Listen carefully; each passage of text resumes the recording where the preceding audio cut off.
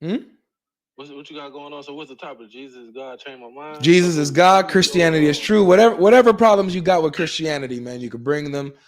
You're a Muslim? Yeah. Okay, yeah. Whatever issues you have with Christianity, you can bring them. If you just want to tell me why Islam is true, you can talk about that, and we can, wherever you want to go with it. So can you give me the reference where you had that said that Jesus is God? That Jesus claimed that himself. Can you give me the reference where he claimed it himself? Yeah. Where he claimed it. Where is that where he claimed it? Yeah, Revelation chapter 22, verse 13. Where he claimed it. Yeah. Like in the Gospels. Yeah. Revelation read how many years after that? It doesn't matter. It's him speaking. He was already gone. I mean, you talking about him leaving the earth doesn't mean he doesn't exist anymore. I beg to differ.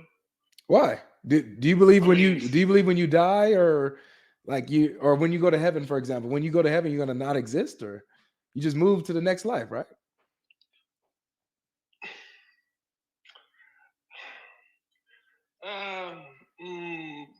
Let's stick right here. Let's go back to the top where I want to hear where he saved himself when his disciples heard him. He never claimed himself. Yeah, this is John. He never claimed himself. Yeah, this is John. He never claimed himself amongst his disciples. He always said, "I'm the Son of Man." No. Well, the Son of Man is God. That's another thing. But everybody, the devil, or the evil spirits called him the Son of God, or God himself, and other people did. He never made that claim himself. I verified it myself. He never made a claim that what? He never made a claim himself. He never called himself God. He never called himself God? He did. The only thing close to saying that was he quoted Psalms. He quoted Psalms, I believe. I don't want to lie. He quoted a psalm where it said, "Ye are gods." He quoted that. Okay, well, let's talk about this. Who's the first and the last? The Alpha and Omega, the beginning and the end. Okay. Who that? The Creator. That's right. I agree. The one that has no beginning, the one who has no end. Boom. Jesus says, "I am the Alpha and the Omega, the beginning and the end, the first and the last." That's Revelation 22:13. You keep going to Revelation. This Revelation was put in the Bible years after. No, it was in the scriptures, and it's been in the scriptures. By the church father. When John had this vision, what was John at when he had this vision? He was on the island of Patmos. What's wrong with that? Okay, where is that at? But wait, what's wrong with that? Where is that at? Wait, why does that matter? He spoke with Jesus. I'm saying it's influenced by who? The same people who was in that region years. No, after. John had a vision, and Jesus visited him in a vision and told him who he was. What's the problem? He had a vision. We talking about a man who claimed he had the vision. A man who claimed he had the vision. All right. He's the only person who made this claim. Nobody else is verified. He's the only person who made this claim. I was waiting on you to. Nobody has verified. No worries. I was actually waiting on you to say that. You're a Muslim, right? Okay. I know where you finna go. Come on. Okay. Come on. So, who was a witness to Muhammad's experience in the cave? There are plenty of different times when he received revelation. I'm asking specifically about his cave experience. Hold on. Nobody was there. And if you know the story correctly, what happened once he left the cave? He thought he was tripping. He thought he lost his mind. Mm-hmm. He wasn't sure that he seen what he seen. He wasn't even sure. No, he was sure about what he's. Because if you know the history, he thought he was demon possessed. Who did? Muhammad. He thought that he was being attacked by a demon. He did too. Because he had the vision. I mean, anybody who had the vision who was seeing things, I'm pretty sure you think you go. John didn't. Seeing something like that. John didn't. I mean, even Mary didn't know when the angels vision Mary. She was scared too. But immediately. But hold on. Immediately, you could be startled when you see an angel, but immediately the angel announces who he is and what he's there for, and brings peace. He literally says, "Peace. Don't be afraid." And so every person that an angel comes to, including Mary, they have peace. They don't walk away from the experience thinking that they were demon possessed. None of them ever. It's more technical in a sense, and I would say I'll say this from a human experience, because Muhammad, Jesus, they were all human. We're gonna leave it like that. We all humans. Mm-hmm. So from a human experience, knowing that you just had this revelation or whatever you want to call it, this visit from this divine source or whatever, along with the fact that you know you have a duty in front of you, a vast mission in front of you, I'm pretty sure any man will feel intimidated, feel crazy, not sure of himself. But not demon that's possessed. Why his wife was right there to comfort him and let him know that you are meant for this. This is you are not losing your mind. He had confirmation many times. No. So again, I'm shaking my head because you're taking Muhammad's experience and you're coloring it. Don't color it. Let's take it for what it was. There wasn't a single prophet, a single person who had an experience with an angel coming to them and giving them a revelation, and they left that experience feeling as if they were demon possessed, wanting to unalive themselves. That never happened. So look, this is why this is important, because when you look at how the prophets received revelation, whether it's from God himself or if it was from an angel, if there's a consistency, there's a peace that they have, there's a comfort that they have, and there's never a fear that they have experienced a demon, ever. So what does that tell you when it comes to Muhammad? What does it tell you? It tells you that Muhammad experienced a demon, not God or an angel. That's your opinion, though. That's not. We basically going off of theory and opinion. No, we going off opinions and theories. I'm going off of. So this is what I'm going off of. I'm going off of the consistency and the continuity of the previous prophets, their experiences, right? How they experienced the angels, how they experienced God. Putting that in a collective. We have a large sample size. Put that all, okay. It's all like this. I look at Muhammad's experience, nothing like that. Nothing like the large body of examples that we have. That's number one.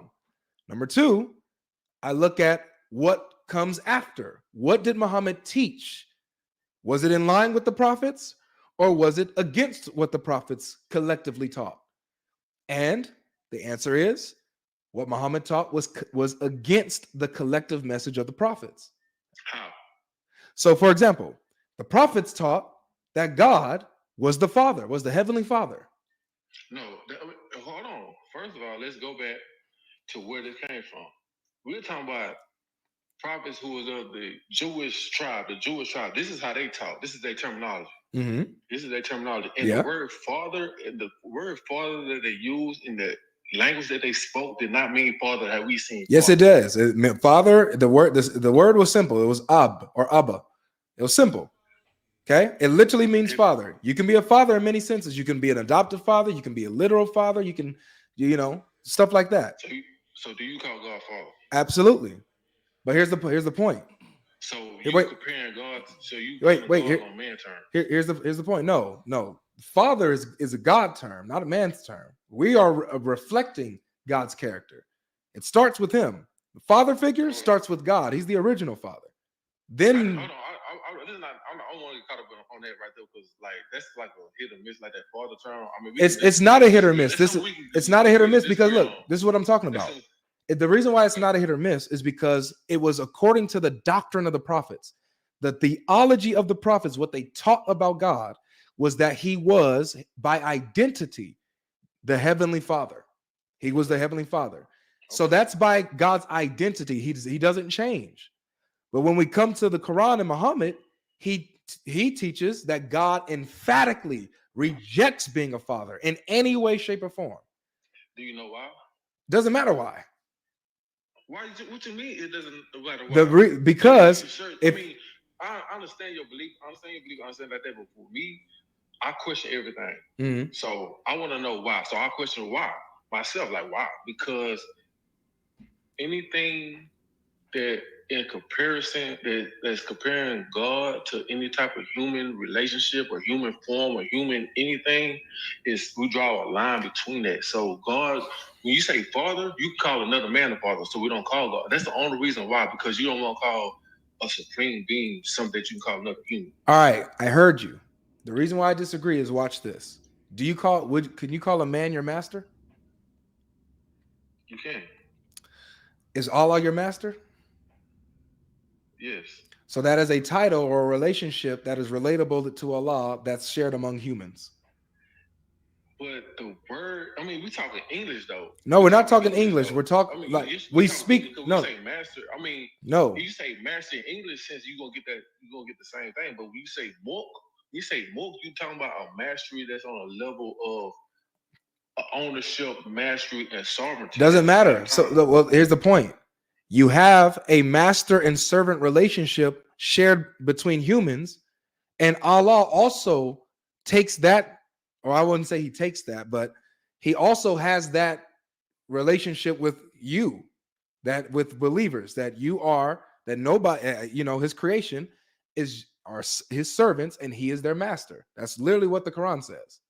So this is a relatable relationship that we find with Allah that's also among humans. So the excuse that, oh, well, this father and son terminology, like that's stuff that's human terms, that's human relationships, and that God is way above that.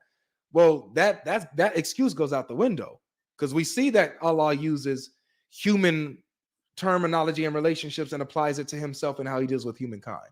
You know what I'm saying? Yeah. So that excuse doesn't work. The very fact that he goes against the prophet's theology, man, shows that he's not a prophet of God. And what he experienced was not from God in the cave. Okay, we weren't there in the cave. We weren't there in the cave. We're going off of beliefs. We both going off beliefs at the end of the day. Yeah. Beliefs, and beliefs is not founded on knowledge. Like me and you know that we are talking right now. It's not no belief between that. You know what I'm saying? So knowledge and belief are two different things. Like we're going off something that been accounted, and from the Islamic point of view, it has been verified that he received different revelations in many forms, and people was around and seen him witness revelations. So, like I said, we're going off based off of beliefs, theories, and things that happened in the past. We weren't there. So, but we have to. Like, of course, I wasn't there at Jesus' crucifixion, but I'm believing the report. You choose to believe it. Yes, because I have my reasons why I'm choosing to believe it. So like when it comes to this, same with Islam. Like I don't know for sure if he was in a cave or not. I am only going based off of the authentic reports about his life. That's accepted. So I'm just going off what that stuff says. So according to what we get that he was in a cave, had an experience with some type of spiritual entity, and in that experience, he came out fearful, sweating, pulsing, nervous, suicidal, all of these things, which does not match the experiences that I see when the prophets of old have experiences with angels and with God. And you are correct about that. But the station that Prophet Muhammad holds is above the station of every other prophet. No. This is what hold on. See, you saying no, but I'm telling you the belief. I'm not here to tell you this is this and this is that. I'm telling you the belief system itself, the what you call it, the creed itself. That's what I'm saying. I'm trying to help you with that because I know the creed. No, I don't need I'm like I say, we choose to believe what we want to believe. Like if I choose to believe that a black cat causes bad luck, I choose to believe that. That doesn't mean it causes bad luck. You see what I'm saying? Yes. You see what I'm saying? It's because I choose to believe that. Yeah. But so according to the Quran literally says, this is what Allah says in the Quran. He says we make no distinction between the prophets. That's what Allah says in the Quran.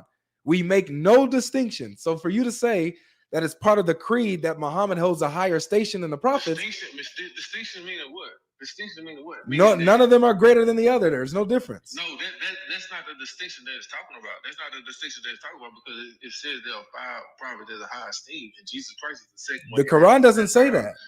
Yes, it does. It says his name 5 prophets of high esteem. Okay, where give me the verse. Jesus. I had to find it. I will find it. I mean, you want me to find it right now? Yeah. We got time. We chilling, man. Ain't no rush. We chilling. Like if you got a second device, go ahead and hop on the search, and I want to see that verse where it says there are 5 prophets of high esteem or anything in that like. All right, let me see if I find it for you. I'm telling you right now, man, I'm a sheikh, and I never seen that verse. You a what? I'm a sheikh. Bro, I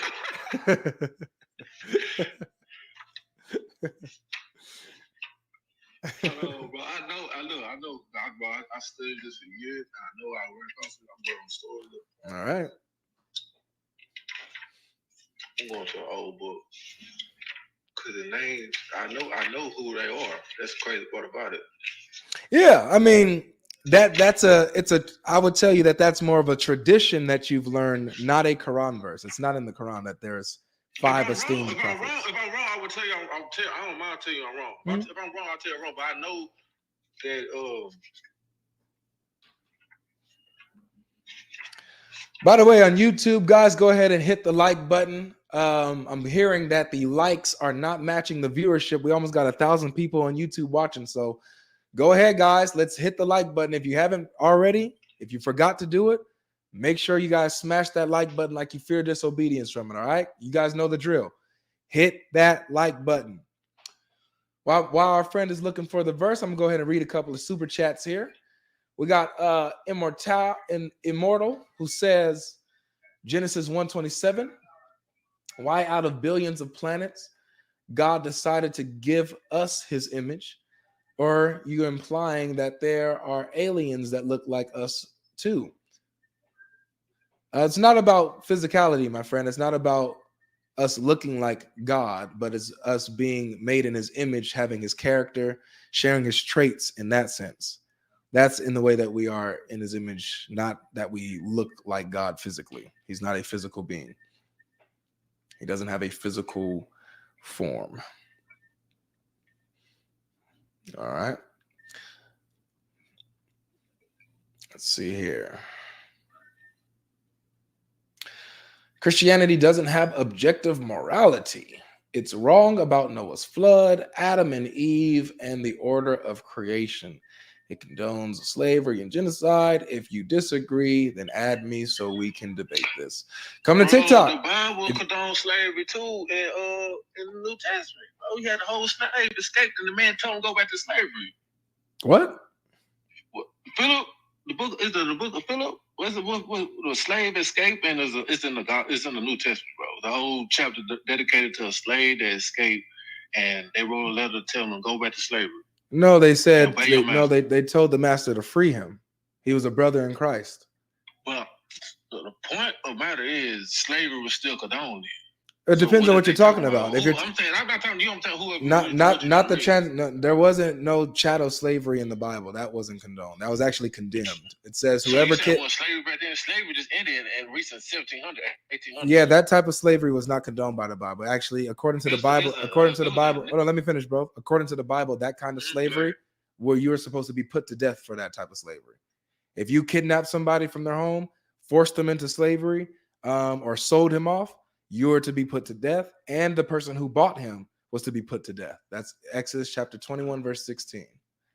So, yeah, for that person who's saying all that kind of stuff, you can come on TikTok. If you have 200 followers, you can come on and engage, and you can go ahead and bring those topics up if you want. Sheikh Logic is the truth. Jesus Christ is Lord. Amen to that. God bless. God bless. God bless. I'm telling you, brother, it's not there. It don't exist, man. I would never lie to you, man. I don't say all that. It might have been something I say, but I'm trying to tell you, man. Sheikh, you might be right, bro. Sheikh Logic will never lie to you, man. I'm telling you, Sheikh Logic will never lie to you, bro. I give you that one, but still, this is the point of the matter with that, though, bro. I give you that one because I can't find it. No worries. So I would say this. I would say this though about that. When it said there's no distinction, it's because people were making up sects, making up different groups following certain prophet. Like some people follow this prophet, some people follow this prophet. You know what I'm saying? So, and like had with Moses and with Jesus, some people remain followers of Moses, the Jews, and some people remain followers of Christ. And there was a separation, so that it became a distinction between which prophet, but that the distinction was eliminated amongst that. Said they are one prophethood, one group. It's like one solid brotherhood amongst these men. Yeah. But there were 5 who had high esteem amongst all of them, because you can't compare Abraham and Jeremiah. You can't compare Moses and Isaiah. Why not? Moses brought a law. Why not though? No, I'm saying they were the people who was doing at the time. But I'm saying you're saying that's what they were doing. Yeah. Okay. So this is the point that we got to. You have all the prophets, when we read about them and look at their experiences when they experience God and experience angels is completely different from what we see how Muhammad experienced that spiritual entity that he found in the cave. And that spiritual entity that he found in the cave, we find no resemblance when it comes to angels, but we find resemblance when it comes to demons. We see demon possession that looks like that. Yeah. Bro, what you keep talking about these demons for, bro? Because he thought he was demon possessed. That's him, not me. Muhammad thought he was demon possessed, and if I was there, I would have put him to the side and said, "Bruh, you're exactly right." I like to think realistically about certain things for me to understand certain things. Because I was in the same situation. I'm in a cave by myself, and some pop up out of nowhere and scare the hell out of me. I might trip out too. Not just scared, not just he's a natural man. It's not just popping. No, dude. It's not just popping out of nowhere on you. It's the spirit comes and then grabs him and presses on him to where he can't breathe. And is like yelling at him, read. He's saying, I can't read. Lets him go, comes back again, grabs him, pushes on him, presses on him, holds him down until he can't breathe against his will. Read. Like this type, it's oppression, bro. You don't see this with the angels. You don't see this with God, with the prophets. That's oppression. This is why he was fearful. This is why he thought he was suicide. This is why. You don't see this with the prophets, bro. But what you do see this is, if you go to the New Testament and you look at the demon possessions, that's what you see. You'll see the bodies being thrown all over the place, and them convulsing and being pressed and oppressed. That's what you see. So let me ask you a question. Sure.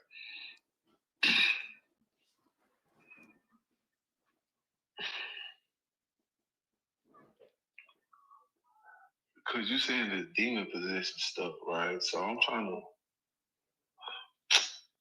What's your question, brother?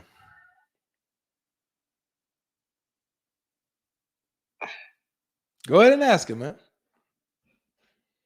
Do you think all right, you know a tree by the fruit it bears, right? Yes. So the fruit that came about from this tree, this man, because the tree and the fruit are symbolic to a man's deeds. So this tree being Muhammad and the fruit he brought, do you think there could be some type of demon involved in this? Absolutely. Hold on. So let's see. This religion that this man, I'm gonna call him a man, this man Muhammad brought, and over the years, what came about, the peace that it brought, over the years. Hold on. When practiced properly, I would say this: when practiced properly, because the Crusades was wars on both sides and foul play on both sides throughout the whole, and still to this day, it's still some type of. A little crusade. The Crusades were to stop the Muslims. It's racism in Christianity. It's probably no, there's not. No side is perfect. No side is perfect. Because did Jesus teach racism? Because they preach that in churches right now. No, they don't. Yep. Hold on. I've seen it before. They preach against interracial dating. They preach against all this type of stuff. I've seen it before with my own eyes. There is no such thing. There is no such thing. I'm gonna tell you this right now, bro. There is no such thing. Let me tell you. You might not do it. There is no such thing as a Christian church. Hold on, Salam. There is no such thing as a Christian church that teaches racism, that teaches prejudice. There's no such thing. Anybody that claims, hear me out. Anybody that claims to be a follower of Christ and is preaching racism is not a Christian. It's as simple as that. And that's why I want to say to you about any Muslim, somebody who claims to be a Muslim or Islamic that does things that are against peace or that's violent. It's the same thing. No, it's not. So I say when they practice properly. I know, and so that's what the question is: does Islam teach these practices, or is it against these practices? That's the question. And so the answer is that Islam actually teaches the violence. It actually teaches the prejudice. It actually teaches these things. Oh, you got tremendous. You got horrific war scenes all throughout the Bible, bro. Especially the New Testament, bro. So we not go, this, bro. It was like. So let's do this. Let's look at the fruit because I like that angle because that's next. Does he line up with the prophets? No. What about his fruits? Does his fruits reflect that he's a prophet of God? What he taught and how and what the people following him practiced? Let's see. The answer is no. So Moses broke a whole people free from slavery. He did what here Tubman did times 10. Yeah, but Muhammad didn't. Muhammad owned slaves and sold them. Black ones. So you telling me none of the prophets had slaves or owned servants? They had indentured servitude. They didn't have slaves and based off race. Slave was a norm back then. Slave been a norm always. Having black slaves was a norm for people. It's not normal for us, but slave was what about having slaves based on race? I mean, it's an evil. I mean, I'm not condoning it. It was a necessary evil. It's a necessary evil that people had to deal with. I mean, you think it's a necessary? Wait. You think it's a necessary evil to have slavery based on race? Because I mean, are we gonna call slavery good, or me and you gonna call slavery good? How do me and you look at slavery as an evil, right? We look at it as wrong. Yeah, so just understand, I'm not looking at indentured servitude. I'm looking at slavery. I'm looking at the type of slavery that is chattel slavery, the type of slavery that is slavery based off race. That's the type of slavery I'm looking at, not where someone volunteers their service and says, "Hey, I have no where to go. I have a family. We have no food. I will give you my services." That's indentured servitude. That's what the Bible talks about. We're talking about slavery that was going on. Yeah, and then okay, so Muhammad had slaves based off their race. What slave he had? He had multiple slaves based off their race. Which one? So I have a hadith I was reading to the guy before you. It says that Muhammad bought a non-black slave. He was buying a non-black slave for 2 black slaves. Like he used 2 black slaves to buy that one slave. I don't do the hadiths. Hadiths been manipulated and men have paid a part of hadiths. This is not how they paid for the Bible. Well, how do you know anything about Muhammad then? I don't listen. I don't do all the. It's some hadiths that are authentic and it's common sense, but a lot of hadiths, bro. Well, this is authentic. The greatest. Have been manipulated. The greatest Sahih, bro. Huh? The greatest Sahih. Which one? The one about him selling 2 black slaves for a non-black slave. I mean, which one? Where is that at? So it's. Hold on, let me turn my screen around so you can see it yourself.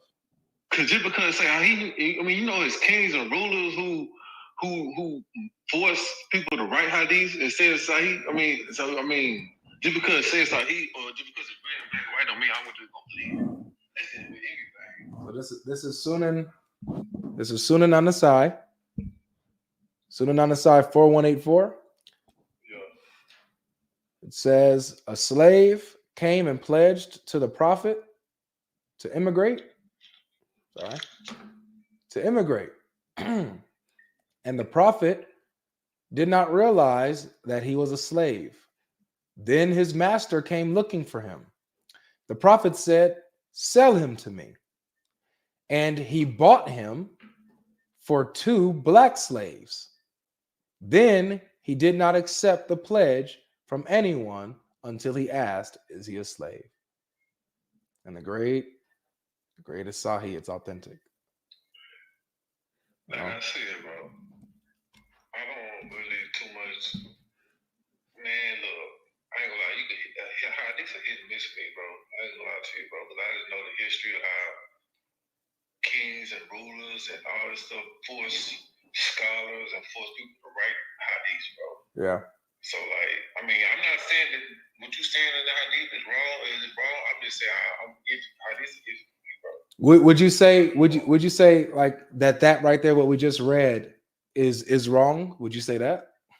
I wouldn't say that. I mean, I would have to actually look at it and actually just sit there and study, like even with the Arabic though. So it's like, but that don't even sound right because that sounds like something that goes against. Because with hadith, bro, like hadith, like how most people do it, like if you find one hadith that contradicts something else, like you disagree with the hadith. But like look, go against the Quran, or you go find hadith to go against Islamic principle. You disagree with hadith, and like for him to trade one slave for two slaves, that kind of like and two black slaves specifically. Like, yeah, don't say two blacks. I mean, I understand what you're saying about the color, but I'm saying just the thing for one for two, it don't even sound right. That don't even sound like that's what it was, bro. One for one. If it been that stood out to me the most because it was one for two. If it been one for one like exchange, then it would be a sound more. But like Prophet was against stuff like that. Well, look. Most of the hadith they said. Look. Hadith that I read, he was against. Well, he's not against slavery, bro. So look at the chapter heading. I'm not saying against slavery. I'm not saying against slavery. I'm saying against selling one of anything for two of the same thing. Well, he wasn't, bro. Look at the look at the chapter heading, bro. This is what also gets me about this. The chapter heading, selling animals for animals, bro. You just don't like Arabs. Hey, well, I would say this though. I mean, it's always been racism amongst Arabs. Like, I didn't hear. But this is Islam. It's not just Arabs. Salam. This is Islam that we're talking about. Forget Arab culture or anybody. Yes, you talking about Islam. Yes, it is Islam, but at the same time, Arabs, and I would say this with proudness, I would say this unapologetically, Arabs are not like, I didn't hear Arabs say that black people can't be Muslim. Yeah. I heard this like 2 weeks ago. You know what I'm saying? Yeah. So it's like I understand like their mindset. So I understand like that racism. I understand that. But do you see because remember, that has nothing to do with it has rights. It's true. So here's my thing though, because remember we're talking about fruits. So the Arabs who follow Muhammad would have a basis for acting the way they're acting because of stuff like this. Because stuff like this is in Islam, where selling animals for animals, selling black slaves, buying them, and for one non-black, like they're worth less or whatever. Like that type of ideology is in Islam. So they have a basis for having that attitude. Is it in Islam or is it in their culture? This is Islam, bro. If for the Muslim Arabs who have a racist undertone to their attitude, they get it from Islam. It's embedded in Islam.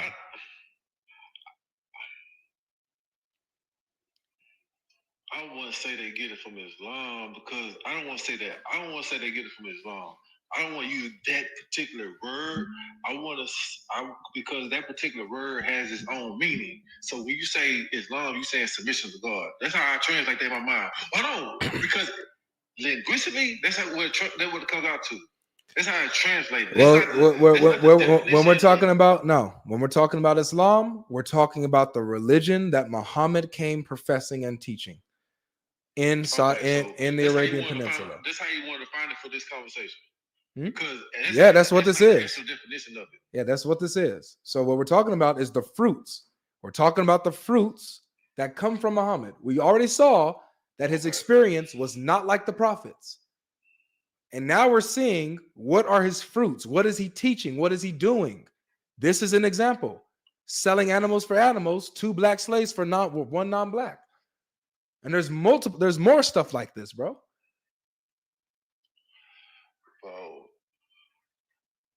There's more stuff like this. This is what I can't.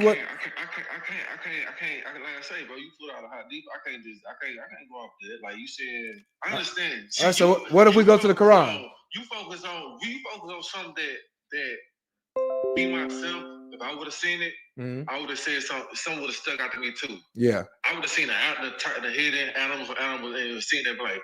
But I already know about the history of the Arabs, the history of the Arab slave trade. You just had the European slave trade. It was both the Europeans and the Arabs were doing the same thing with two different religions to the same black people, the same thing. You see what I'm saying? So it's not the religious and now boy, it was the people themselves.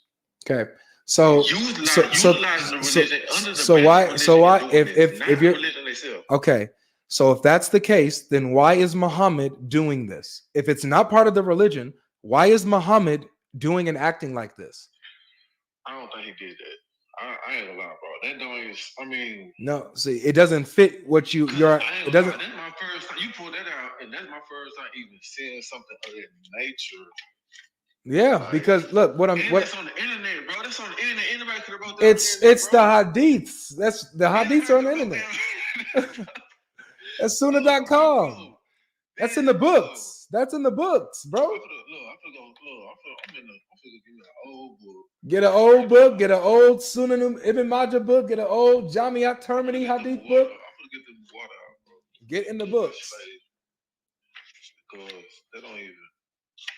But I'm gonna show you. I'm gonna show you more things in this. Well, I see you the other day. Mm-hmm. And the whole thing, we would be talking about Jesus. God, you still ain't told me what Jesus said. Oh, man. I did tell you. You just rejected it. I did tell you. You just rejected it. And Matthew, Mark, Luke, John. What did Jesus say? I can show you those places too. But right now we're right now we're at a good place right now. I don't want our John on Islands of Patmos. You know what I'm saying? I won't. Right now we're at a good place, man. You know, we're at a good place. I want to show you in the Quran it's racist too. The same stuff. What? I'm gonna show you the same thing in the Quran.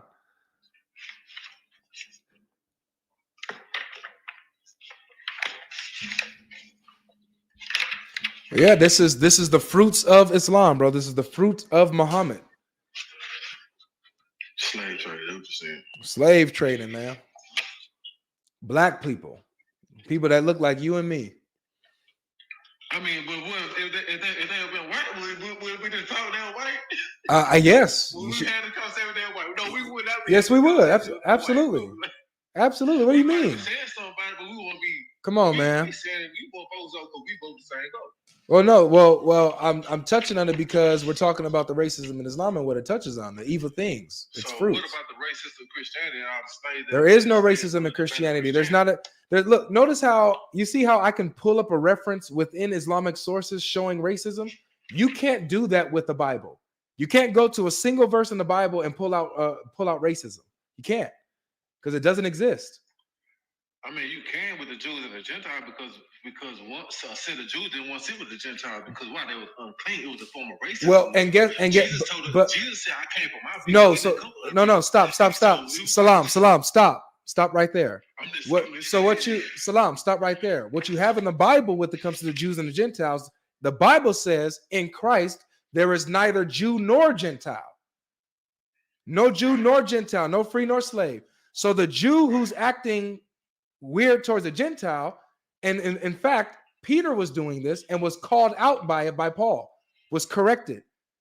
That type of stuff is corrected in the Bible. You'll never see that stuff condoned or allowed. You'll never see that. You'll see it checked right on the spot. Peter got checked for acting different toward the Gentiles. You're right about that. Yeah. In Islam, I can show you this stuff of clear racism. Unchecked, promoted, allowed. In the Quran or outside? Both. I just showed you outside the Quran. I can show you in the Quran. I don't care about. I want to see it. All right. Let's go to chapter 3, verse 106.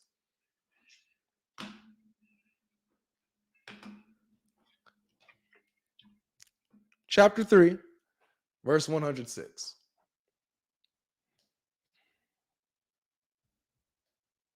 Bro, we not finna do that, bro. Bro, that's not talking about no slavery or nothing like that, bro. That's not, bro. You know what? Elijah Muhammad used the same thing to turn the Quran against white people, bro. He used the same type of play on words to say that the white people will show the blue-eyed white devil because a certain person wrong because it said a certain color or whatever. Bro, that's saying black is just a color that people have always associated with evil. And white has always been a term that people always associate with white. That's why I don't let people call me black. I really don't like people call me black because I don't like that term. You see what I'm saying? But like I'm saying, like that verse right there, bro, has nothing to do with slavery or anything like that, bro. So let's read it. It says, on the day of resurrection, when some faces will become white, and some faces will become black. Yeah. As for those whose faces will become white, as for those whose faces will become black, it will be said to them, did you reject faith after accepting it? Then taste the torment for rejecting faith. That's what happens when, you're going to return black. And as for those faces that will become white, they will be in Allah's mercy. Therein they shall dwell forever. Man, stop, bro. That's not what and if not, you're gonna be turned black. I see what you're saying.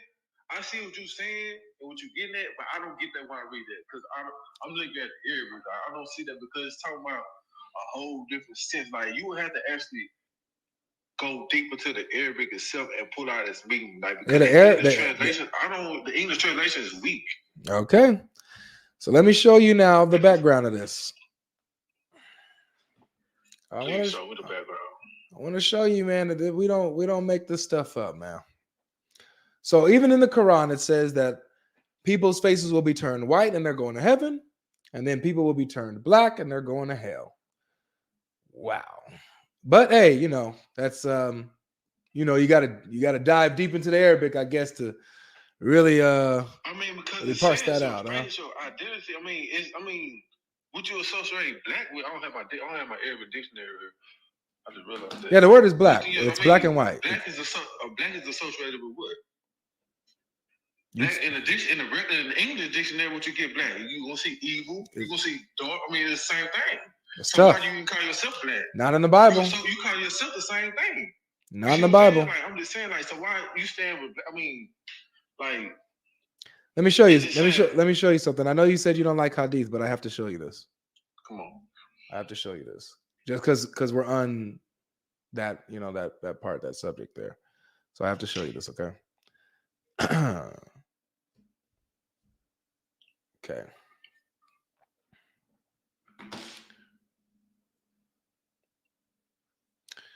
Do.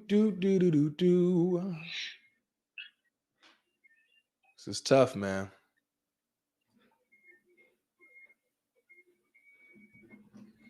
There's no way that I could be Muslim with this stuff. There's no way in the world. I couldn't be Christian after all this. I heard this the history part from our ancestors. I couldn't do that. You know what I'm saying? But it's really the same thing on both sides. Do you understand? Do you understand the difference between? Because I think that you actually started off explaining this. The difference between what the religion actually teaches, and what bad people do. So both sides. Yeah. So bad people doing things in Christianity that goes against the Bible, they're not Christians. Even if they claim they are, they're not Christians. And woe to them. You can't find what they do taught in the Bible. That's my point. Like the Oklahoma City bomber, the one who bombed Oklahoma back in the 90s. Yeah. So in the name of Christ. Yeah, none of that is in the Bible. The Bible is emphatically against that. But in Islam, I'm showing you that this stuff is in Islam. It's in the teachings of Islam. It's not that there's bad Muslims who are going against the religion, and all that. No, they are in. This is what is taught in Islam. That's what I'm showing you. It's a huge difference. Slavery. So would you have if you could have a slave? Would you have a slave right now? If I could have a maid to clean my house, absolutely.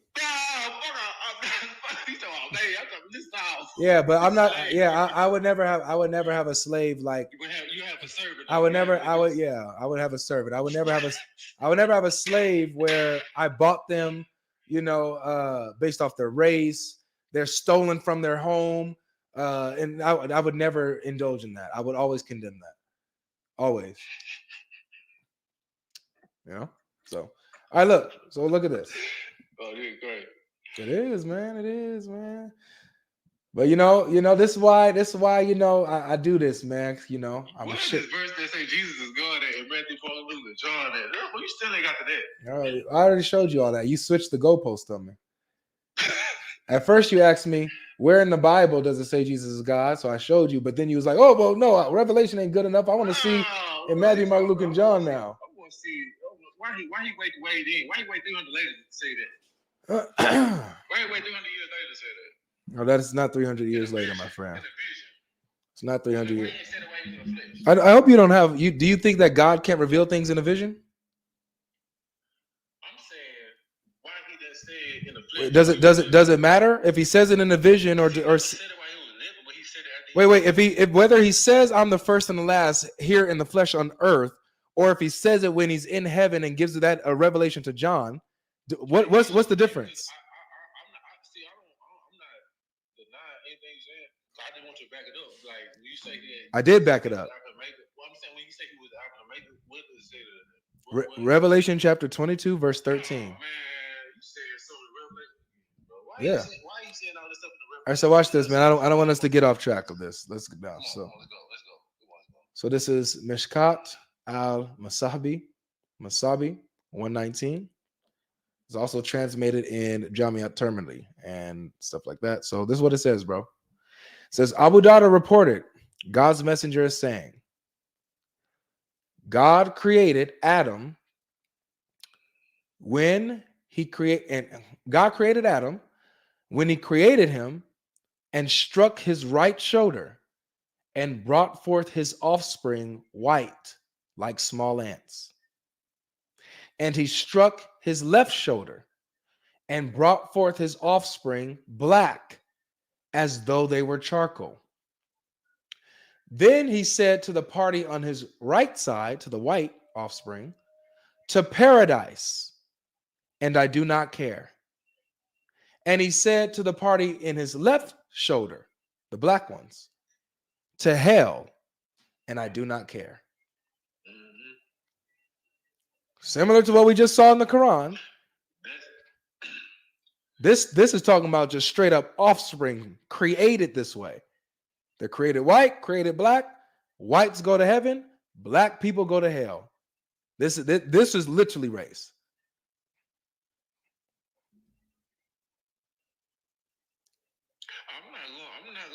I'm not going to go against what you're saying right there. But like I said, at the same time, like when it comes out, first of all, the hadith has got one name at the beginning of it. Like hadith, like they got one name at the beginning of it. I don't even read period. I got to see a chain from who that person got it from. Who it's usually a chain of narration. Like more than just one name for me to even like. Then when I read that, I ain't gonna lie, I would disregard that hadith anyway.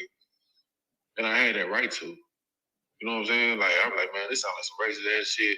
Excuse my language. This sounds like some racist ass shit that the areas to put in sometime. I'm gonna look at it and disregard that. But that's not what they've done it through our history. It's not what it is, bro. This isn't. I didn't know that. What you mean? That's not what it is. That's what I'm taking it like, man. You know what I'm saying? Because they done it through our history. This is Islam, bro. This is Islam. This is Islam. Yeah, it's not. It's not racist Arabs who's trying to, and maybe it is, but this is Islam at the end of the day. Like I would say this, you can say Islam because it's in the books or whatever, and it's being promoted and it's being taught because it's in the books, so people are being taught this stuff. Mm-hmm. But is it pure and authentic Islam in its true essence? No, yes. It's not. That's not Islam because I'm gonna say that's not Islam. I'm like, man, what the? I'm gonna look at you crazy. Somebody will tell me, I'm like, man, that don't even sound right. So because that hadith don't even sound right. It don't even go against. It don't even sound right.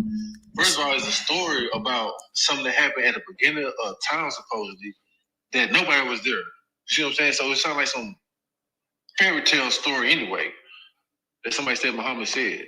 You just see what I'm saying? That's what I'm saying. Like, don't even sound right. Well, this is what.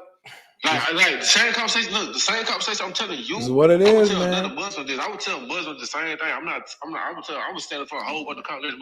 But this is what it is, bro. Like this is what I'm saying. Like I can show you, I can show you the Quran. I can show you these hadiths. What I'm showing you is that This is in the Islamic sources. This is what is taught in the Islamic sources. You know what I'm saying? So if people, make it Islamic. They don't make it Islam. It does make it Islamic.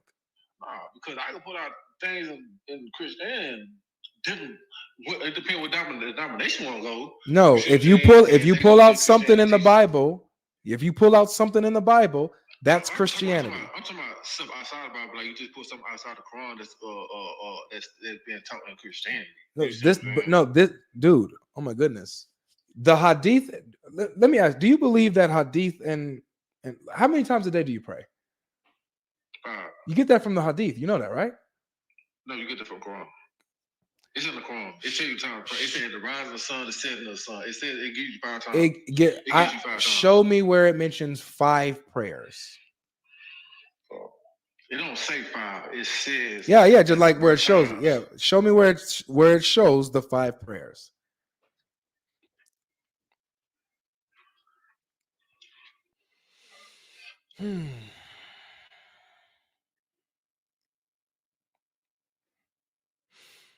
You know, there's only so much I can do, man. All I can do is just show you the stuff, and then you do what you want after. You can either duck your head under the sand and ignore it and say this ain't the Islam that I know and love, so I may just ignore this stuff, or you can see what Islam actually teaches, reject it, and come out of that darkness. But all I can do is just show you, man.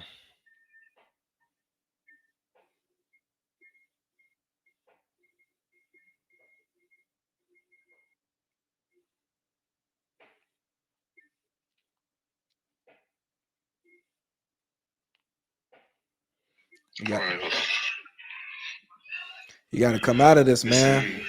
Surah 11. It's multiple verses. Surah 11, 114 says, establish prayer at the 2 ends of the day and in the first hour of the night. How many? So that's giving you. That's at the beginning. They were just praying 2-3 times a day because 5 prayers will establish off the real. So 2 ends of the day and at the what? Last hour of the night? First hour of the night. First hour of the night. So the evening. So the evening time. Surah 30 says, Surah 30, verse 17 to 18 says, glorify Allah in the evening and in the morning. That's what we just heard. No different. That refers to the morning prayer and that refers to the afternoon prayer. No, it doesn't. It says the morning and the afternoon. That's what we just heard. It said evening. I'm sorry, yeah. It says the morning, the evening, which is the first hour of the night, and at the end of the night, that's the other prayer that we heard. That's still just 3. No. Establish the prayers at the 2 ends of the day. The 2 ends of the day are Fajr, the morning prayer, the first prayer, and the third prayer, the fourth prayer of Maghrib, and the first one of the night. Ish. Fajr, sunset, the dawn prayer, the sunset prayer, and the night prayer. The sunset prayer is the first hour of the night. That's the evening. That's sunset. That's not the first hour of the night. The first hour of the night is when the sun actually disappears and the redness of the sky disappears also. That's the first hour of the night. That's sunset. Sunset and nighttime, 2 different things. Because the sun is still bright at sunset. Right or wrong? That's the first hour of the night, bro. It says, bear praise and glorify him again at night, and also, it said, hold on, it says, before the sunrise and before the sunset. Before the sunrise and before the sunset. So before the sunset is what? Another prayer, right? I honestly. So that's the 4th prayer. We just had the 4th prayer. No, you didn't. It's repeating itself in many different ways. No, it's not. Okay. It's okay, bro. My brother, it's okay. It's okay. It's okay. I'll let you have it because this literally it doesn't matter. It doesn't matter to me when it comes to our conversation. Like I do not want to spend time on this because to you be yours on that. You know who brought it up. I know, and I see that we're gonna keep going through the Quran, looking at these verses that talk about the 3 prayers and how it repeats itself. and you're gonna interpret it how you still want to. It's still not 5. But I'm gonna let you, bro. I'm gonna let you. You got it. You got that. I want to stay focused on the issue here. Okay. The issue here is what the Quran is teaching, what the Hadiths are teaching, and the fruits that we see coming from Muhammad. What we see, one of the aspects of that we're seeing is racism. That's what we're landing on. The black and white stuff, black people going to hell, white folks going to heaven, being turned white, being turned black, selling 2 black slaves for 1 non-black slave. We see the racism embedded in Islam from Muhammad's teachings and actions. You get what I'm saying? I understand what you're saying. I understand where you come from. I understand exactly where you come from. Okay. But does it make it right? Me, I don't think.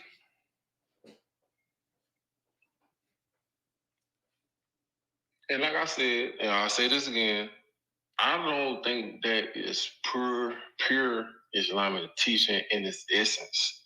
Because the teaching of Islam has always been taught before Muhammad came. The pure essence of it. Okay. So I'm not gonna say that I'm gonna repeat this again. That's not Islamic teaching. That's okay. So then if you're saying that the pure Islam was even here before Muhammad, and it was the pure submission to God without racism, with love and equality and things of this nature, that was the pure Islam. Then Muhammad came and taught and practiced an impure Islam. Is that fair to say? No, I won't say that either. So the slavery that you're seeing from Muhammad, the teachings on black and white that you're seeing from Muhammad, you're saying you agree that that's pure Islam then? I don't think that's pure. That's not pure Islam. I don't think Muhammad taught it. I think that people who had influence, people who had power, manipulated and did their thing, had their way with certain texts and certain books and certain doctrines, and influenced that and put that in there for their own reason, whatever. That's what I think. That's my belief. That's why, because it don't make sense, because that's not pure Islamic teaching. You know what I'm saying? Yeah. And for somebody to hold those for a person, whether they Muslim or not, I think that those spiritual hadiths that you just showed me are true and authentic. Like, I call them a fool too. I'm gonna ask you one more thing. How do you feel about grown men sleeping with little girls? Little girls, like, you talking about? Oh man, look, I don't think, and I read different sources, different age groups, and I know what you always forget at with his young wife and stuff like that. I don't know. I done seen one say that she was 9. I seen one that said she was 13. One said that there's not a single hadith that says she was 13. Not a single one. I didn't read a hadith that said how old she was to you. I just seen what people basically would guesstimate her age. Got it. So yeah, just to be clear, every hadith is the same. She was 6 or 7 when he married her. But it's consistent that she was 9 when he consummated the marriage with her. But that's not what I really was asking you. But going on with that, what do you think about that? About Muhammad sleeping with Aisha at her age? What do you think about that? I mean, today's standard, that's wrong. But back then, that was perfectly normal for anybody of any cultural race. And in Africa, that was normal. In Uganda, that was normal. Does it make normal. In Arab culture, that was normal. Does it make it right? Does it make it right if it's normal? No, it don't. Okay, so I was standing against it. I'm standing against it. I'm on the same side. Like, I would say that wrong, but I'm saying in those times that was perfectly normal for everybody in every race and every culture. I disagree, but even if that was the case, yeah, that's not true. Go get your encyclopedia and look at the hold on, because that's not even the issue right now. Let's say that that's true. Okay. That doesn't make it right, correct? Yeah, you're right. Right. So then Muhammad is still doing something wrong, even if it's normal, right? I mean, we called it wrong now. They didn't call it wrong then. Who cares if who called it wrong? It's either wrong or it's not. I mean, I'm pretty sure everybody. I mean, a lot of people didn't nobody speak up against it back then. It wasn't looked down upon back then. See what I'm saying? See now, okay, like it's like hold on. It's like this nowadays. Like it's either it's wrong or it's not, bro. It's homosexuality wrong. Huh? Is homosexuality wrong? Yeah. Well, we can't talk about that here because TikTok. How about this? Let's talk about this. Okay, fornication is wrong. What? Is fornication wrong? Yes. Okay, and fornication was wrong all the way up to the 1930s in American history. It used to be a criminal punishment for fornication and adultery in America on these lands all the way up to the 1930s. Okay. Because it was deemed wrong by most people. But now, me and you still look at it wrong, but in everybody else's eyes. I don't care about everybody else's eyes. Is it still wrong or not? This what I'm saying. Me and you, bro, we right here with this. He like right here. But I'm not. Look, I need you to understand, Salam. I'm not asking about opinion. I'm asking about a truth. Is it right or wrong? Is it right? Is it wrong? I'm saying it's wrong. I'm saying it's wrong. I said okay. Even if more people say no, it's okay. It's still wrong, right? In our eyes, yeah. No. I'm not asking about in our eyes. In our modern eyes. I'm not asking. Here it is again. If Salam, I'm not asking about our opinion. I'm not asking about our favorite flavor of ice cream. In our eyes, in your eyes, strawberry is good. In my eyes, it's chocolate. That's not. Yeah, I'm not asking about. Is morality relative or is it objective?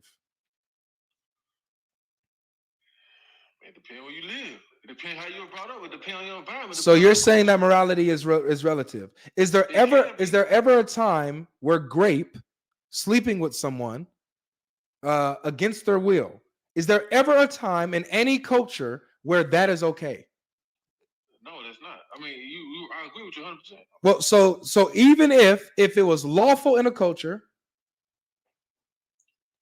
I'm back here. I'm back. Even if it was lawful pertaining to a particular culture and time, and they was like, yeah, it's okay, it's perfectly lawful. That entire culture would be wrong, correct?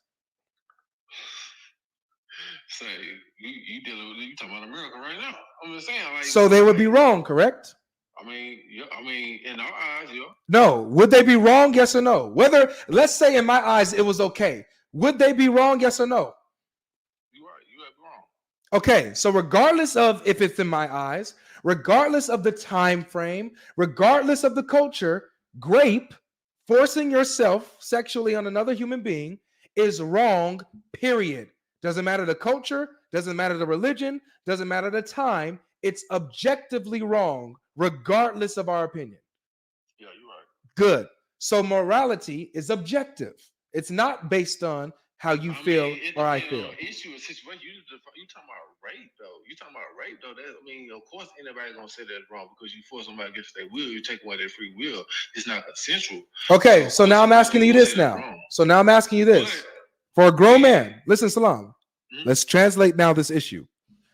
For a grown man to have sexual relations with a child, is that ever okay? Not to me, no. So then Muhammad was wrong when he did it, correct? I mean, if that was the case, was he wrong when he did it? And why did nobody else speak up on it? Okay, that's just an argument of silence. We don't know if people did it. Just answer the question. Because it was a no. I told you, I gave you my answer. So Muhammad was wrong. Because in our eyes, that's wrong. Because now, if we would have grew up in that culture, we wouldn't be saying it's wrong though. Does that make it okay? Why are we backtracking? Does that make it okay? If you lived in that time, and it was normal in your culture, does that make it okay for a grown man to sleep with a kid? It was normal in Jesus' time to kill kids who disrespected their. Can you answer the question? No, that's not about kids. That's about young adults who understand the law, who know right from wrong. It's not about kids. So now, please stop trying to change it. Stop trying to change it. Salam. Now you're running from the issue now. No, I'm not. I tell you, man. I said yes is wrong. I said yes is wrong. So then Muhammad was wrong when he did it, correct? It's killing a child because. So wait. So Muhammad was wrong when he did it, correct? Bro, I already gave my answer. I said yes. I said yes is wrong, and I said yes. I mean, what I just need to hear. So when you say yes, I'm trying to be clear because I don't want to misrepresent you. Muhammad was wrong when he slept with the child Aisha, correct? If that happened, if it did happen, yes. Well, that's what the text says. So it did happen. I mean, I just seen multiple versions. It's the debate about the age. There's no debate about the age. There's no debate about the age. Because nobody was there. Okay, let's see. Let's see. We weren't there. Me and you weren't there. I hear you. I hear you. I hear you. I hear We you. reading a book. We weren't there. I hear you. Let's see if there was a debate about the age. You're right. Let's see if there was a debate about the age. Let's see. Let's see if we find one source that says she wasn't 9 when he slept with her. Let's just see. Okay. Here's the first source. Sahih Bukhari. Here's the first source. Narrated. Oh, shoot. This is narrated by Aisha herself. Do you think that she knew her own age or no? Bro, Aisha got over 5,000 hadiths. You think that woman had 5,000 hadiths for real, bro? Like, bro? Do you think that she knew her own age? Come on. Let's go. Okay, so Aisha, she's 9 years, 6 years. The Prophet married her when she was 6 years old, and he consummated his marriage when she was 9 years old. That's one source. Okay, she narrated her hadith. Why is it talking in the second person? That's what I'm saying. It's talking in the second person, but she narrated her hadith. Well, third person. Do you want it in first person? I can get it for you in first person. I'm saying that's the second person. Here's another one. Sahih Bukhari 5158. The Prophet narrated Ura. The Prophet wrote the marriage contract with Aisha while she was 6 years old and consummated his marriage with her when she was 9. And she remained with him for 9 years. Who is this? Who is that? That's one of the companions. I'm going to ask Sheikh that. I'm going to ask Imam that. I'm going to ask who Good. Because you just named one person, bro. It's like, who is that person? All right, here it is again.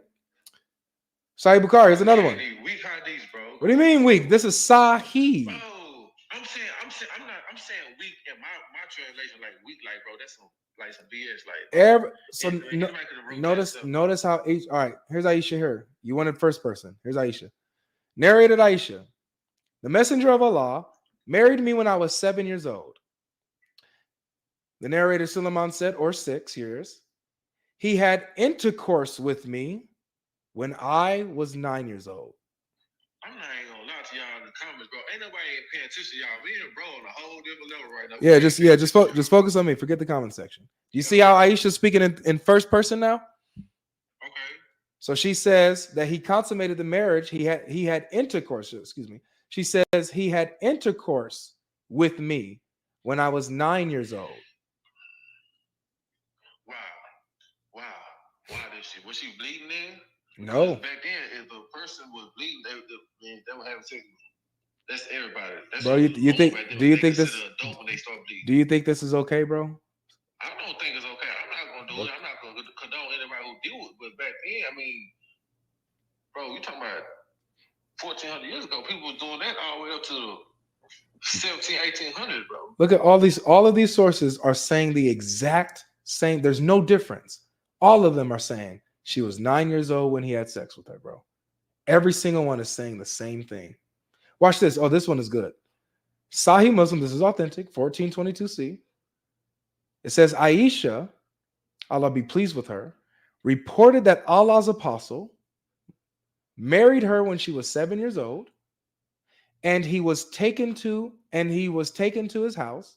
Oh, she was taken to his house as a bride when she was 9 years old, when he slept with her, and her dolls were with her. And when he died, she was 18 years old. You think she was an adult playing with dolls at 9?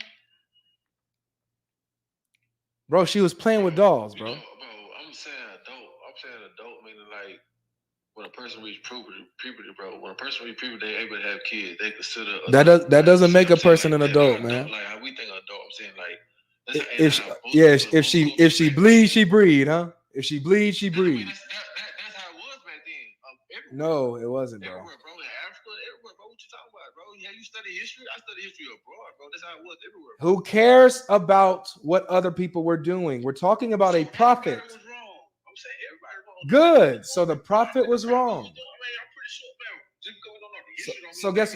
All right, I got you. You trying to point out flaws and all this. Now let me ask you this, bro. Let me ask you this. Because you know that this is still going on in certain countries, right? In certain Islamic countries. Yeah, that shit going on right across the border. in Mexico. What you talking about? Right. This shit going on here. So if right, so for these people, Salam, for these people, the Muslims who do this, they have a basis for doing it, right? Because their prophet did it. So as Muslims, they're saying, well, this is okay in Islam. It's okay to do this. Our prophet did it. He's the best example. Our prophet did it, so this is okay. So you drink wine? So you drink alcohol? You drink? Yeah, I drink alcohol. Okay. Yeah. Why? Because Jesus turned water to wine? Jesus turned water to wine. Jesus drank. It's all of that. All right. Okay. Well, so let's not run away from the issue. No, I ain't running away. I'm just trying to make sure. Okay. So in Islam, it is okay to sleep with young girls.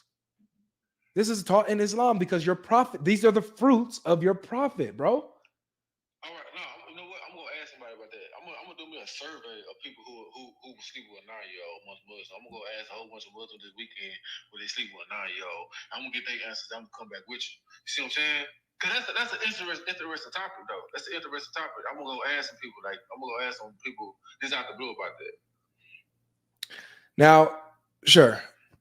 Now, do you want to see that the Quran actually teaches and says this is okay too? Yeah, come on. Please. I got you. Remember you said, well, they were doing it before like when they hit puberty, that's they were seen as adults, right? That's how, I'm going to show you that the Quran taught that it was okay even before they hit puberty. That's what I'm going to show you. That's what I'm going to show you, bro. And if you stay in the religion after this, I don't know what to tell you, man.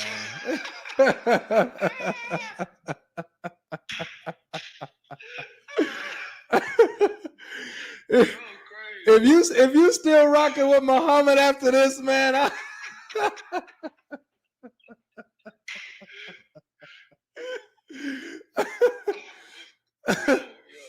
Okay, let me just see if I can zoom in on this real quick. Let's see if I can zoom in. Hold on, man. If you stay after this, man, there's a problem, man. I don't know what to tell you, man. There's a problem. All right. Hold on. Let me, that's not how I want it. Okay. This is the best I'm going to get. I'm going to hold it close so you can see it. I'll just read it. I see it. Oh, you see it? Okay, for sure. All right. So this is talking about divorce. This is chapter 65, verse 4. Literally, the chapter is called, it's called talaq, which means divorce in Arabic. Okay? So this is what it says here in verse 4. It's teaching you how to divorce 3 categories of females. Okay? It says, and those of your women as have passed the age of monthly courses, for them the iddah, the prescribed period, if you have doubt, is 3 months. Now, let me slow down. When it says the iddah, the prescribed period, that's a waiting period that a woman has to wait before she can move on to the next man. Okay? It's to make sure she's not pregnant. You know what I'm saying? So that's why they're checking, for a woman who's past her menstruation, like menopause, she's past the age of monthly courses, so she doesn't get periods, and you slept with her. She was your wife. You're divorcing her. And you're unsure she might be pregnant, she's not getting periods, to let you know, then her waiting period is 3 months to make sure she's not pregnant. Okay? Make sense? Yeah. All right, so let's move on. So her waiting period is 3 months. And for those who have no courses, their periods. Now, the commentator here says, i.e., they are still immature. So their understanding is they're divorcing, it says they have no courses. These are obviously they haven't had periods yet. That's what it says. For those who have no courses, they haven't had periods yet. They're divorcing girls who haven't had their periods. Their iddah, their waiting period before they can move on to the next man, is also 3 months, like the woman in menopause. Okay? Now, and it says here, and for those who are pregnant, their iddah is until they lay down their burden, right? That's obviously until they give birth. And whoever fears Allah and keeps his duty to him, he will make his matter easy for him. Now, I don't have no problem with the third woman, the pregnant woman. I have no problem with the older one. My problem is category number 2. The females, they're divorcing who have not had their periods. The ones who are immature. I see what you're saying. Now, it gets worse because I want you to realize this. Because we're not just talking about marriage contracts. Oh, they married them, but maybe they didn't consummate the marriage. Nah. The fact that they have a waiting period, right? Remember, the waiting period is to make sure she's not pregnant. So the fact that the little girl who's being divorced has a waiting period means that her husband slept with her. That's why she has a waiting period. Because they're trying to make sure she's not pregnant. Let me show you that the Quran actually says this. The Quran literally actually has a verse that says this. That if you haven't touched her, she has no iddah. There is no iddah. No hiddah? Yeah, I know what you're talking about. Yep. So you already know. But let me just for those who maybe, thinking I'm lying or something like that for them.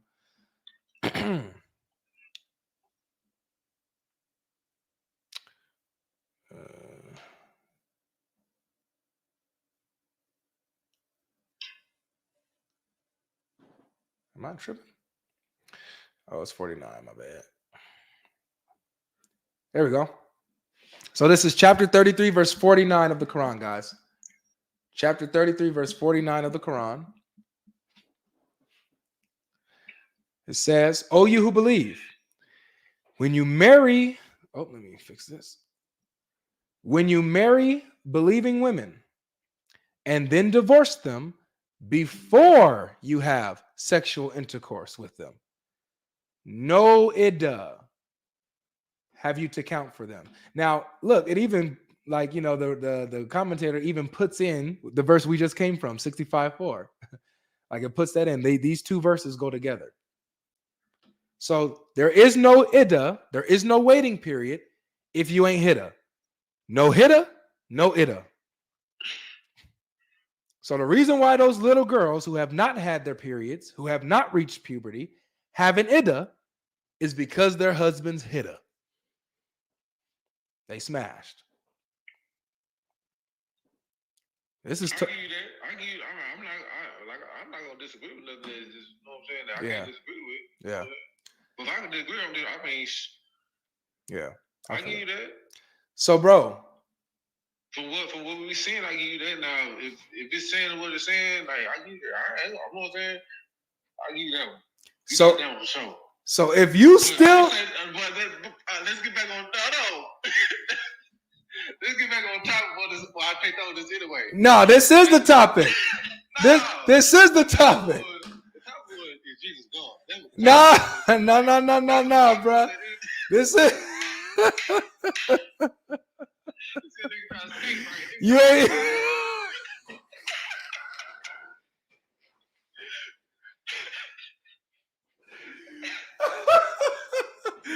You ain't about to "Is Jesus God" your way out of this one, man. He trying to "Is Jesus God" your way out of it. Salam, bro. You are funny, man. That's what. I know. Now, since you gave me that one, now I took that on chin. Bro, I took that one on chin. I'm gonna do like this, man. Hold on now.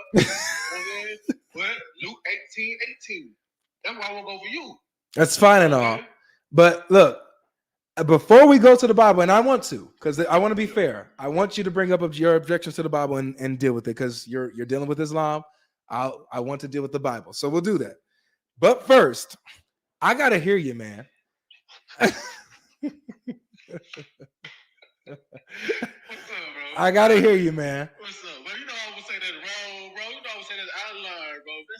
Come on. So with this being in what you consider the word of God, and you know that this is wrong, you know that this can't be from God, right? I mean, I'm gonna say this in all confidence, bro. With the Bible and the Quran, bro, throughout history, bro, I know that man had played a part in the original. And how can I say this? Twisting up and messing with the originality of both texts, bro. So I don't know. I'm not saying, look, that right there was kind of like, man, hold on, know what I'm saying? So I don't know, like, I took that one on chin, bro. I don't want you to just take it out on the chin. I'm calling people up about that one tomorrow. I ain't gonna lie to you. Like, they could have kind of threw me before. I ain't never seen that in that light like that, bro. Yeah. So I don't just want you to take it on the chin, man. Like this, you know, if you watch me, bro, I don't do this for got you points. I don't care about that. I care about truth and understanding. I don't want you to just be like, yeah, you know what, you got me on this. I want you to have the conviction and understanding that this cannot possibly be the word of God. It can't. Not teaching this stuff. Remember, we was talking about the fruits. What did we go over? The consistency. Muhammad is not in line with how God reveals his message, with how the angels and God experience prophets, come to the prophets, different from how Muhammad. I ain't trying to cut you off. I'm getting a call right now. I gotta go for real. You better, oh man. I'll be there to the cross of all these right now. Man. Man. Bro, hey, this was a good conversation though, bro. I like this, bro. Man. Luke 18:18, bro. Luke 18:18. Man. Bro. I give you your kudos, bro. Y'all follow, bro. Give him his likes and stuff, bro. Send bro some roses, bro. But at the same time, bro, I'm gonna just stand where I stand there for right now. Do my little research. I think like, what? After that, bro, leave this religion. Get out of there, man. I'm gonna be back on here, bro. I'm gonna miss you, bro. I gotta go right now. So. All right. Peace, bro. Appreciate it, bro. All right, peace.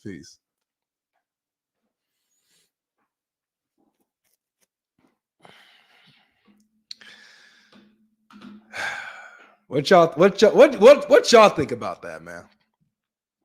Y'all tell me what y'all think about this. What y'all think, man?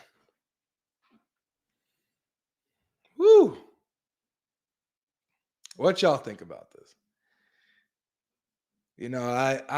I just pray, even if I don't talk to him again, I pray that the Holy Spirit pricks at his heart, man. And I mean, tug on it. I pray that the Holy Spirit,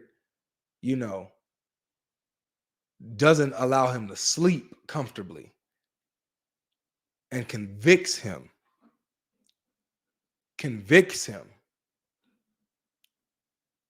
of the truth of Christ and the falsehood of Islam. That's my prayer, man. He got out of here. He's, said he had a call. He got out of here before we can drive and twist that nail. Just in case you listen, Islam, we're gonna drive that nail in, man. We're gonna drive that nail in.